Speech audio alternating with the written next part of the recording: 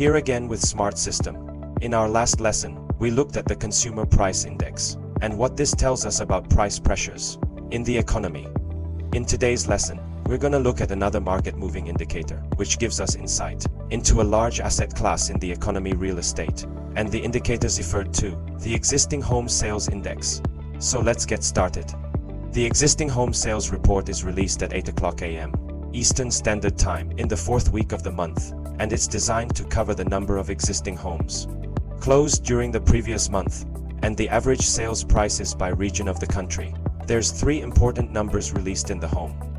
In the Existing Home Sales Report, which are the aggregate number of homes sold, the median selling prices, and the month supply, which represents the inventory of unsold homes on the market and gives insight into what to expect in the future for the first two numbers. So basically, if the month supply is rising, then that would be an indication that supply is rising, so prices should fall to bring that inventory down, and vice versa.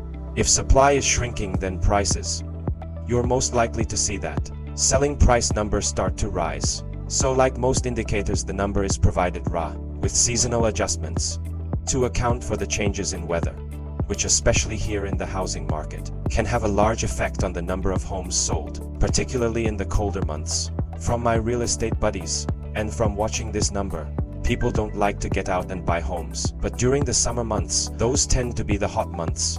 So in addition to the obvious importance to the stock of home building companies, home supply stores, real estate companies, these types of things, the existing home sales numbers, also considered a leading economic indicator, as increases or decreases in the number of homes sold lead to economic activity in general, by or lead economic activity in general by several months. So when housing sales are strong and prices are rising, then homeowners, which represent a large part of the economy, show increases in equity in their homes, which can then be spent through home equity loans or used to upgrade to a larger home.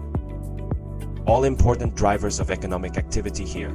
So basically, let's say I buy a house for $500,000, and then the value of that house goes up from $500,000 to $600,000. Then I can pull that extra $100,000 out of the house with a home equity line, and either spend that money, or I can roll that equity, sell the home, take the profit of the $100,000 and get a bigger house. And then I'm gonna buy new furniture. And that's a big driver of economic activity in of itself. So you have a lot of strength or weakness in the economy, and especially we're seeing this right now. It's a great time to be doing these lessons because the housing market is where all the focus right now. And this is one of the reasons, because prices have risen so rapidly in the past, and people have pulled all this equity out of their homes, that people are worried now that the housing market is stagnating and housing prices aren't going up anymore. What's that gonna mean for consumer spending? Because people aren't gonna have the equity to pull out of their house, and then that's gonna mean for the economy. And this is why we've been seeing some large stock market sell-offs, in addition to all the problems with subprime, which I've done lessons on there as well. As with the other leading economic indicators, this indicator will be looked at even more closely when the economy is thought to be at a turning point, and market volatility can be particularly large as a result, and especially when housing big folks in the economy like it is right now. You can see some pretty major market moves around this number also. With the other indicators we're looking at, the best way to learn how to anticipate market reaction or different scenarios to follow the several releases of the indicator in real time, as with the other indicators we've been studying recently. So that's our lesson for today.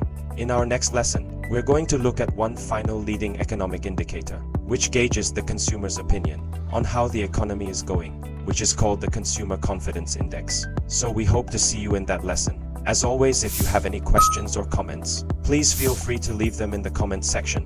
And good luck with the trading. Have a great day.